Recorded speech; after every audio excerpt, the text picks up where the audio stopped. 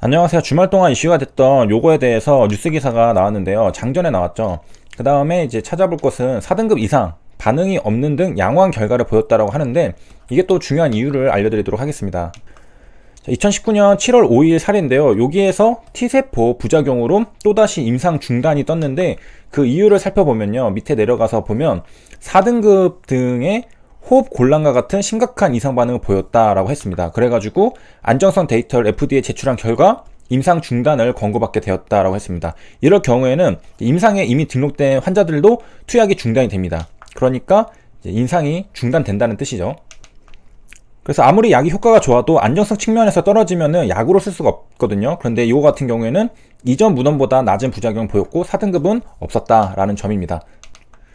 그 다음에 이제 추가로 평가 기준이 두 개 있었죠. 레시스트 1.1이랑 초의 평가라고 되어 있는데, 그래서 단어를 풀었으면은 Response Evaluation Criteria라고 합니다. 그래서 솔리드 요거에 관련된 건데, 반응 평가 기준이라고 보면 되겠습니다.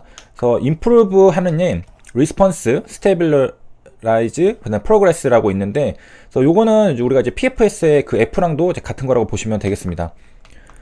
그래서 이제 이런 단어들 이제 과거에 우리가 이제 뭐 DCR이라던가 ORR 이런 것들 공부할 때 나왔던 한 번씩은 봤던 단어들입니다.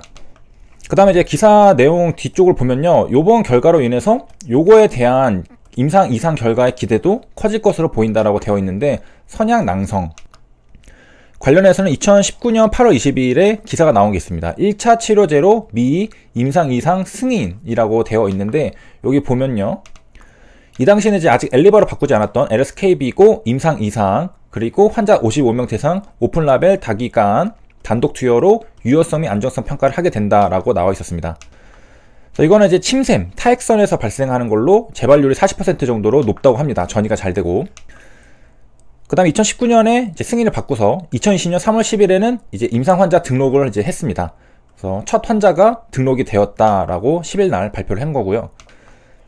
그래서 정리하면 2019년에 IND를 받고, 그 다음에 2020년 3월에 임상 환자 등록이 됐고, 승인받은 거 보니까 미국 FDA랑 한국 식약처 둘 다 이제 받았고요. 그 다음에 다기관이라고 했습니다. 그래서 7개의 기관이니까 멀티센터가 될 텐데, 국내에서는 서울대병원, 아산, 뭐 다 유명한 곳에서 하고 있고, 그 다음에 프라이머리 엔드포인트는 ORR이고요. 그 다음에 세컨더리는 OS, PFS, DCR 등으로 합니다. 그 다음에 안정성도 있고. 그 다음에 이제 미국에서 매년 1200여 건이니까 굉장히 희귀하죠. 그래서 요거 얼펜 드러그를 신청할 계획이라고 되어 있고, 대충 이제 어느 정도 진행됐는지를 이제 볼 수 있었고, 그럼 이게 뭔지에 대해서 좀 알아보도록 하겠습니다. 그래서 비교적 드문 거라고 하는데요. 요게 이제 타액선 요거의 10%를 차지한다라고 합니다. 그래서 타액선이라는 게 뭐냐? 침을 내보내는 샘, 뭐 기미샘, 턱밑샘, 혀밑샘 따위가 있다고 하는데, 자, 일단 우리가 소화액이라고 하는 것은 종류가 여러 가지고 있는데요. 침샘에서 분비되는 침이 있고, 위샘에서 분비되는 위액이 있고, 간에서 분비되는 쓸개즙이 있고, 이자에서 분비되는 이자액, 장에서 분비되는 장액, 이런 식의 이제 여러 소화액들이 있는데요.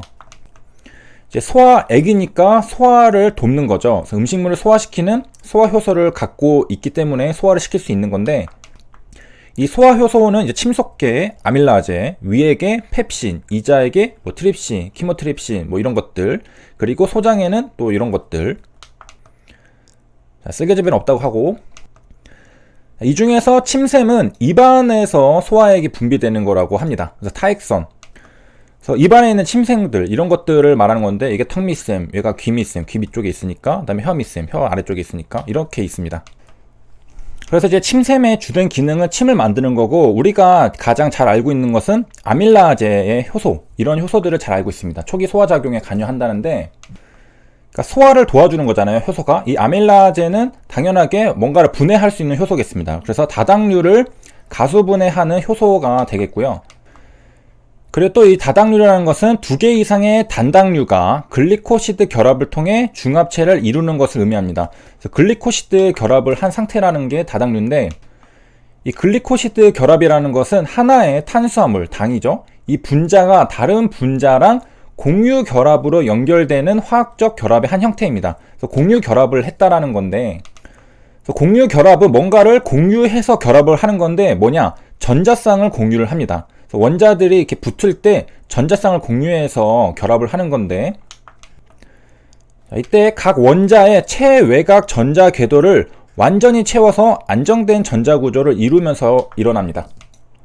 그래서 이제 백문이 불여일견인데, 여기 불안정한 수소 원자가 있습니다. 그래서 안정되게 되려면은 이렇게 두 개의 H가 있는데 합쳐져서 H2가 되죠. 이렇게 전자쌍을 공유하는 것을 볼 수가 있고, 그 다음에 여기 보면은 여기 질소 원자도 있는데 불안정하죠. 하나, 둘, 셋, 넷, 다 7개입니다. 얘도 7개 똑같죠. 그 다음에 합쳐버리면은 어떻게 되냐? 하나, 둘, 셋, 넷, 다 8개가 됩니다. 그 다음에 이제 O2도 마찬가지. 불안정한 산소 원자 하나, 둘, 셋, 넷, 다 6개죠. 그럼 좀 예상해 볼 수 있는 것은 이렇게 하나, 둘, 셋, 넷, 다 8개가 되고, 다시 돌아와서 우리가 잘 알고 있는 요 물 분자도 공유 결합에 의하여 특유의 각도를 갖는 분자를 구성합니다. 그래서 이제 여기서 보면요, 불안정한 상태인데 이걸 이렇게 합치면은 안정된 물 분자 H2O가 만들어집니다. 그리고 여기 세어보면 하나, 둘, 셋, 넷, 다 8개가 되는 걸 알 수가 있고요. 그래서 이러한 공유 결합은 대부분의 유기화합물에서 발견을 할 수가 있는데 일부 무기화합물에서도 볼 수 있다. 그래서 정리를 하면은 두 개 원자가 서로 전자를 방출해서 전자쌍을 공유를 해가지고 결합하는 게 공유 결합입니다. 그래서 주로 이제 비금속이고, 일반적으로 원자들은 가장 안전한 18쪽 기체의 전자 구조로 변하려는 성질이 있습니다. 안정되게 바꾸려고 하는 그런 성질이 있는데, 외곽 전자 개수가 8개가 되기에는 부족할 때, 그때 원자가 전자 일부를 다른 원자와 공유를 해서 채우려고 하는 겁니다. 그리고 이제 생각을 해보면 여기에 공유 결합에 참여하는 전자 개수는 항상 짝수가 되겠죠. 여기 다시 CO2 예제도 한번 보면요, 이렇게 합쳐보면은 안정된 이산화탄소 분자가 되는데, 여기 공유 결합에 참여하는 전자 개수를 보면요, 하나, 둘, 셋, 넷. 왜냐면은 여기서 가져오고 여기서 2개씩 가져와서 합치기 때문에 그 4개가 되죠. 그래서 짝수.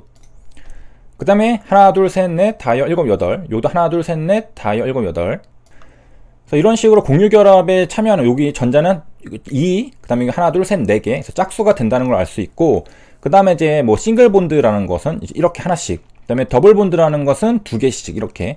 그래서 원자와 원자 사이에 이거는 하나의 선을 그어서 표시를 하고, 이중결합 같은 경우에는 2개의 선을 그어서 표시를 합니다. 삼중결합은 당연히 3개를 긋겠죠.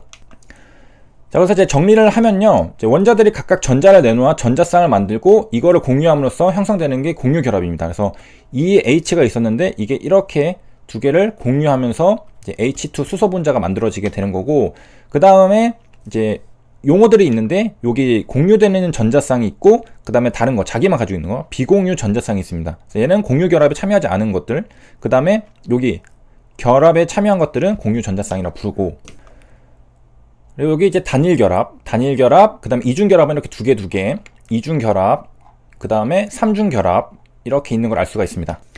다시 돌아오면은 이제 글리코시드 결합은 공유 결합이 된다는 거였죠. 이걸로 연결된 화학적 결합의 한 형태입니다. 그래서 이제 이렇게 포도당이 2개 있었는데 이렇게 합쳐진 걸 알 수 있습니다. 이게 글리코시드 결합이 된 걸 알 수가 있고요.